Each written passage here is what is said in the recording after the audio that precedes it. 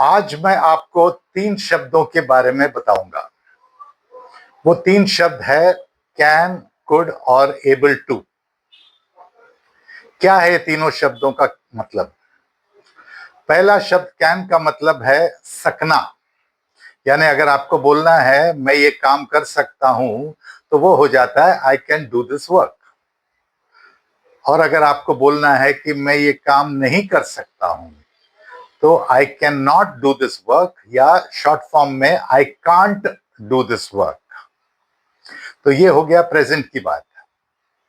तो ऐसे नहीं कि सिर्फ प्रेजेंट में यूज कर सकते हैं, हम फ्यूचर की बात बोलने के लिए भी प्रेजेंट टेंस में हम बात कर सकते हैं। जैसे मैं कल नहीं आ सकता हूं, जिस तरह हम हिंदी में बोलते हैं आ सकता हूं, प्रेजेंट नहीं है लेकिन बात कल की बात है, लेकिन टेंस हम जो यूज करते हैं वो प्रेजेंट टेंस है। तो मैं कल आ सकता हूं इस आई कैन कम टुमारो, और वही चीज मैं कल नहीं आ सकता हूं आई कांट कम टुमारो। और अगर आपको बोलना है कोई बात पास्ट की कि मैं ये काम नहीं कर पाया या मैं काम कर पाया, तो I could do that work या I could not do that work. I could do that work यानी मैं वो काम कर पाया, I couldn't do that work का मतलब है मैं वो काम नहीं कर पाया। तो ये हो गया पॉजिटिव और नेगेटिव, प्रेजेंट और पास्ट में। एक तीसरा शब्द जो मैंने आपको बोला वो है एबल टू। और एबल टू हम फ्यूचर में ज्यादा यूज करते हैं। For example, I will be able to come tomorrow, यानी मैं कल आ पाऊंगा, या मैं कल नहीं आ पाऊंगा, I won't be able to come tomorrow. थोड़ी देर पहले मैंने बोला कि मैं कल नहीं आ सकता हूं या मैं कल आ सकता हूं, जिसके लिए मैं आई कांट कम टुमारो या आई कैन कम टुमारो का प्रयोग किया। अभी मैं कर सकता हूं की जगह पे मैं सीधा बोल रहा हूं कि कल मैं नहीं आ पाऊंगा, तो I will not be able to come tomorrow. मैं कल आ पाऊंगा, I will be able to come tomorrow. ये हो गया पास्ट, प्रेजेंट और फ्यूचर में कैन, कुड और एबल टू का पॉजिटिव और नेगेटिव। अब इसमें हमको कई बार सवाल भी पूछने पड़ते हैं। फॉर एग्जाम्पल, क्या तुम ये काम कर सकते हो? So can you do this work? क्या तुम ये काम नहीं कर सकते हो? Can you not do this work? ये एक तरीका है, या तो शॉर्ट फॉर्म लगा के कैन यू नॉट को अब शॉर्ट करो, can't you do this work. तो इसमें हम कैन के साथ नॉट को जोड़ देते हैं और हम सवाल पूछते हैं। तो आपको समझना चाहिए कि कभी भी सेंटेंस पूछते वक्त हम सब्जेक्ट को पहले लगाते हैं, यानी आई या यू से शुरू करते हैं, उसके बाद हम सवाल को आगे बढ़ाते हैं। जैसे आई कैन कम टुमारो या आई कैनॉट कम टुमारो, ये सब्जेक्ट के साथ हम हेल्पिंग वर्ब बाद में लगाते हैं।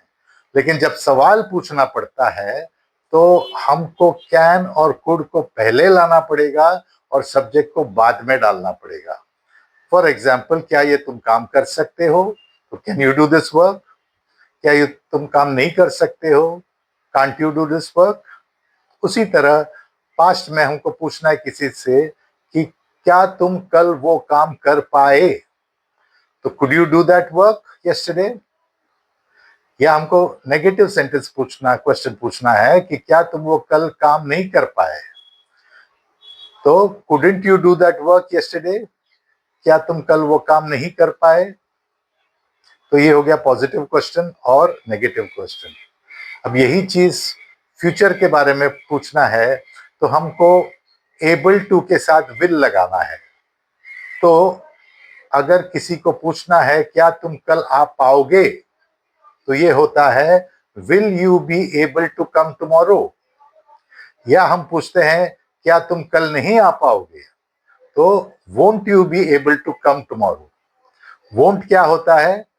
शॉर्ट फॉर्म, विल नॉट का शॉर्ट फॉर्म। अगर आपको उसको पूरा बोलना है विल और नॉट को तोड़ के, तो आपको बीच में यू लगाना पड़ेगा।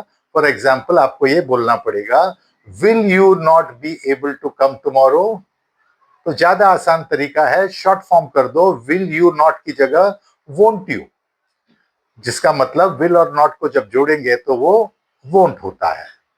तो वोंट को शुरुआत में बोल के खत्म करो, फिर सब्जेक्ट डाल दो, वोंट यू बी एबल। अब यहां पर एक बात याद रखना है आपको, वो है बी लगाना।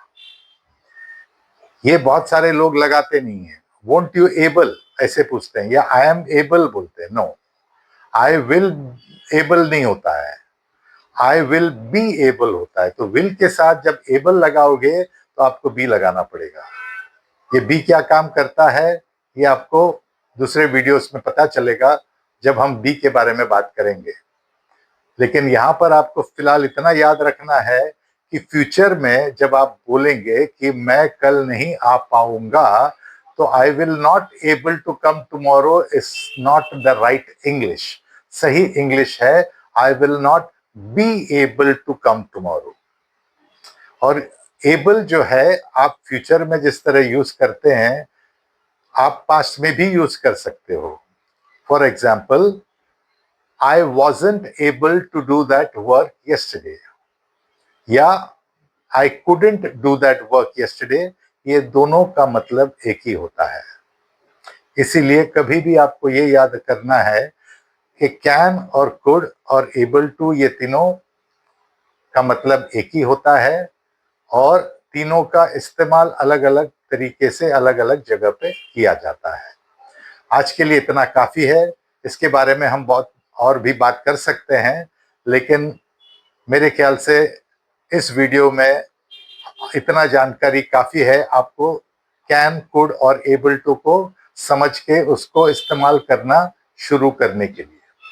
Thank you very much.